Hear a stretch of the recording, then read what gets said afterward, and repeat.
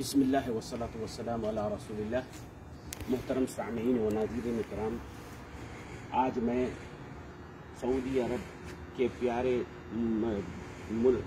शहर तबूक से, ये मेरे पीछे जो देख रहे हैं या इससे पहले जो वीडियो देखे हैं, ये मस्जिद रसूल की वीडियो है।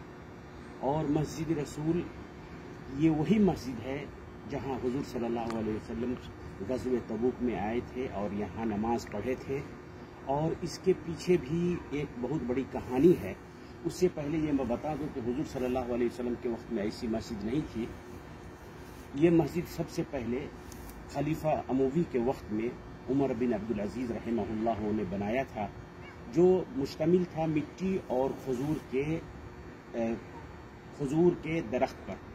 उसके बाद उस्मानिया दौर खिलाफत में फिर से इस मस्जिद को तजदीद किया गया और उसके बाद सबसे सऊदी अरब में मलिक फैसल बिन अब्दुल अजीज़ रहमहुल्लाह यहाँ आए, 2 रकात नमाज पढ़े और उन्होंने इसकी फिर से नए सिरे से बनाया और इसका नक्शा हूबहू मस्जिद नबी मदीना मुनव्वरा के ऊपर रखा।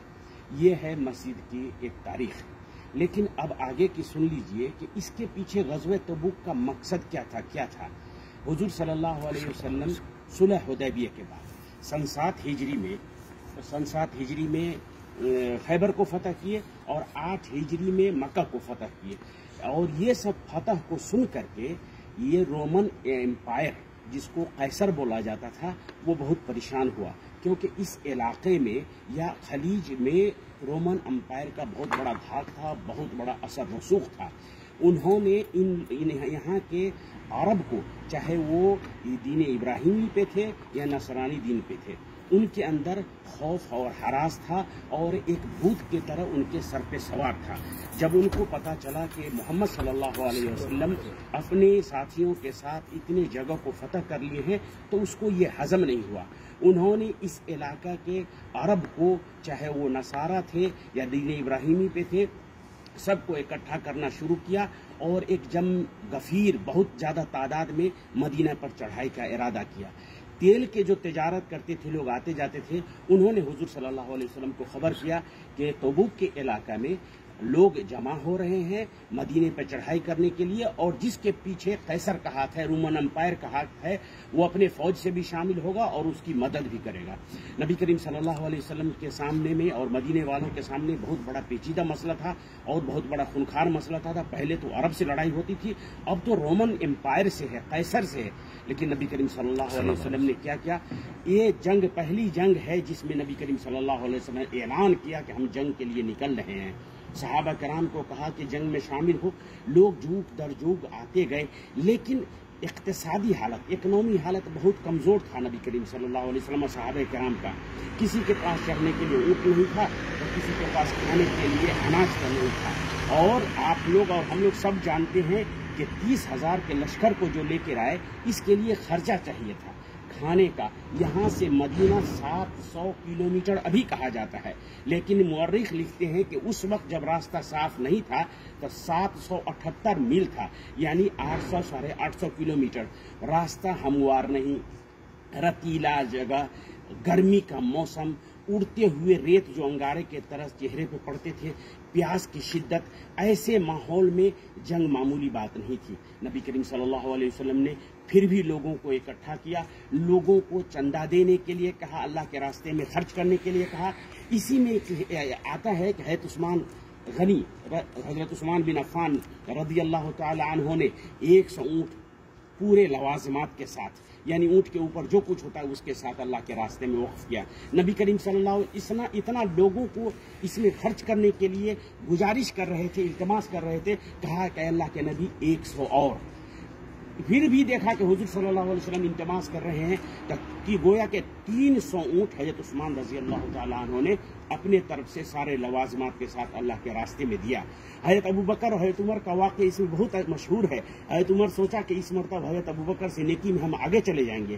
انہوں نے کیا کیا کہ اپنے دولت کو 2 حصے میں بانٹا، آدھا گھر میں رکھا اور آدھا اللہ کے نبی کے دربار میں دے دیا۔ نبی کریم صلی اللہ علیہ وسلم نے کہا کہ عمر کیا لے کے آئے ہو؟ کہا آدھا اپنے لیے رکھا ہوں، آدھا اللہ اس کے رسول کے لیے۔ اس کے بعد ابو بکر آئے تو نبی کریم صلی اللہ علیہ وسلم نے پوچھا ابو بکر کیا لے کے آئے؟ تو کہا اللہ کے رسول میرے پاس تھا، جو تھا میں وہ دے دیا۔ حتیٰ کہ صحابہ کرام کے بارے میں ثابت ہے کہ آدھا کلو کھجور لے کر کے آئے تھے، آدھا کلو کھجور لے کر کے بھی آئے تھے، اور وہ منافقین جو اس وقت مدینے میں تھے وہ کھل کر ان لوگوں کا مذاق اڑاتے تھے۔ اور قرآن میں بھی کہا الذین یلمزون المطوعین، جو لوگ آدھا کلو لے کر آتے تھے وہ لوگ مذاق اڑاتے تھے کہ اس سے کا کیا ہوگا، اس جنگ میں اس کے کیا ہوگا۔ یعنی اس جنگ نے دینے والوں کو بھی اللہ نے پسند کیا اور منافقین کا بھی پردہ فاش کیا، اس لیے اس جنگ کو جنگ فضیحہ بھی کہتے ہیں۔ بہرحال حضور صلی اللہ علیہ وسلم لشکر کی تیاری کی، ایک اونٹ پر 3 آدمی چڑھ کر کے باری باری سے آئے، کسی کے پاس سواری بھی تھی کسی کے پاس نہیں بھی تھا، لیکن آتے گئے۔ اور اسی میں بتاتے ہیں کہ ایک بہت بڑے صحابی ہیں ابو ذر غفاری، ایک عجیب صحابی تھے، اللہ ان کی مغفرت فرمائے، رحمت کرے ان کے اوپر۔ وہ جب آ رہے تھے تو ان کا سواری اونٹ لاغر اور کمزور ہونے کے بنا پر پیچھے رہ گئے تو حضرت ابو بکر غفاری نے کیا کیا کہ اونٹ کو چھوڑ دیا، جتنا بھی سامان تھا وہ سر پہ کندھے پہ رکھ کر کے آنے لگے۔ حضور صلی اللہ علیہ وسلم آگے بڑھ کر کے پڑاؤ ڈال رہے تھے۔ لوگوں نے کہا کہ اللہ کے نبی کوئی آ رہا ہے، کہا کہ کن ابا ذر، ہو سکتا ہے کہ ابو ذر ہو، اور ابو ذر ہی تھے۔ بہرحال یہاں آئے حضور صلی اللہ علیہ وسلم۔ ان رومن امپائروں کو، یہاں کے لوگوں کو یہ پتا نہیں تھا کہ یہ مدینے سے اتنے جلدی آ جائیں گے یہ لوگ، اور آ بھی جائیں گے، اس لیے ہیبت اتنا طاری ہوا رومن امپائر پر، یہاں کے بدوؤں پر، کہ حضور صلی اللہ علیہ وسلم کے یہاں پہنچتے ہی سب آدمی بھاگ گئے۔ جنگ کی نوبت نہیں آئی، اور ڈر اور خوف کے بنا پر ان لوگوں کو امید نہیں تھی کہ یہ لوگ یہاں تک آ جائے پائے گا اس گرمی کے شدت میں، اور حضور کے پہنچنے سے ان لوگوں کو ڈر ہو گیا اور وہ لوگ بھاگ گئے۔ حضور صلی اللہ علیہ وسلم 20 روز تک یہاں قیام فرمائے، اسی مسجد میں نماز پڑھتے تھے۔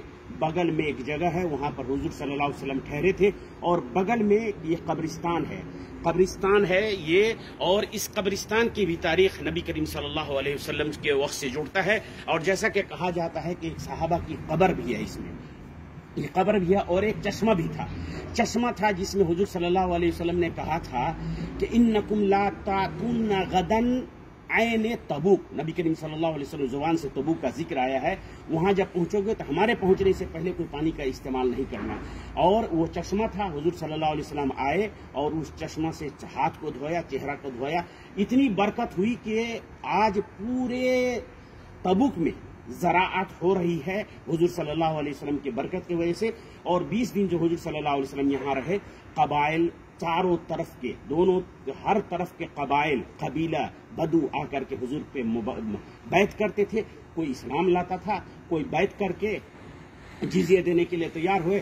عقبہ کا بھی لوگ آیا جو ابھی جورڈن میں پڑتا ہے، اور بغل میں دوما ہے، دومۃ الجندل، وہاں کا حاکم تھا قیدار، وہ نہیں آیا۔ نبی کریم صلی اللہ علیہ وسلم نے 17 آدمی کو بھیج کر کے ان کو پکڑ کے لایا اور انہیں اسلام قبول کیا۔ اور اسی طرح یہ جنگ حضور صلی اللہ علیہ وسلم کی آخری جنگ تھی۔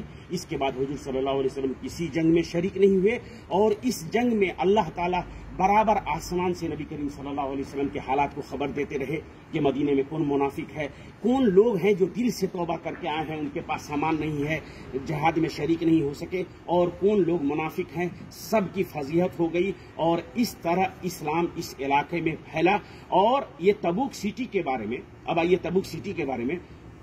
تبوک سٹی جب سے سعودی عرب میں اللہ تعالیٰ نے برکت دی ہے، دولت سے، ترقی کے راستے پر گامزن ہے، ترقی کے راستے پر اتنا گامزن ہے کہ بڑی بڑی کمپنیاں یہاں ہیں، اور یہاں کا اگایا ہوا خضروات یعنی فواکہ، میوہ، سبزیاں، پھول، اور کیا کہتے ہیں مرغی اور انڈے، یہ پورے سعودی عرب کو ہی کوبھر کرتے ہوئے عالمی منڈی، خاص کر اوروپا میں، اور پھول کی بھی پیداوار اپنی منافع کر رہے ہیں، وہاں یہ سامان بیچ رہے ہیں۔ اللہ تعالیٰ سے دعا کریں کہ اللہ تعالیٰ نے اسلام کو جو ہم لوگوں کے پاس بھیجا ہے بڑی محنت اور مشقت سے ہمارے پاس اسلام آیا ہے. اس لیے میرے مسلمان بھائیوں، ہم لوگ اپنی اسلام کی حفاظت کریں اور اپنے آپ کو صحیح طریقے سے مسلمان بنائیں.